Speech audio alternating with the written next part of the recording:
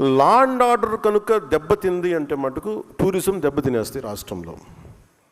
ఒక మాజీ ముఖ్యమంత్రి ఒకళ్ళు వచ్చి మిమ్మల్ని చంపేస్తాం, లేదంటే మిమ్మల్ని కూర్చోబెట్టి ఒక్కొక్క పోలీస్ ఆఫీషియల్ని మేము మీకు ఏంటో చూపిస్తాం, లేదంటే కాంట్రాక్టర్స్ని బెదిరిస్తున్నాం అంటే that will send a very wrong signal.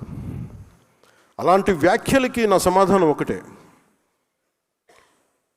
పర్మనెంట్గా ఇలాంటి మాటలు రాకుండా ఉండాలంటే నాకు ఏం చేయాలో చాలా బాగా తెలుసు నాకు. అంటే మీరు ఇంక బెదిరించడాలు మానేసేయాలి. వైసీపీ నాయకులకు మీరు బెదిరించడం మానేసేయండి. ఇంకా మీరు ప్రజాస్వామ్య వ్యవస్థలో ప్రజాస్వామ్య పార్లమెంటరీ భాషకి మీరు రండి. ఇంకా మీరు బెదిరించడం మానేయాలి. అలాగే ఎవరన్నా అధికారులు కానీ ప్రజల్లో కానీ ఎవరన్నా ఉంటే ఒకవేళ వాళ్ళు వచ్చేస్తారేమో అప్పుడు ఏంటి, అలాంటి పరిస్థితులు రావు. ఎందుకు రావు కూడా చెప్తాం. దీనికి నేను లాజికల్ రీజనే చెప్తాను. మీరు ఎంత కొట్టుకున్నా కొట్లాడినా మీ ఓట్ శాతం సర్టన్, అది తగ్గుద్దా పెరుగుద్దా మీరు కాబట్టి ఇంకొకరికి వెళ్తుంది ఆ పార్టీ, ఆ ఓట్ బ్యాంక్.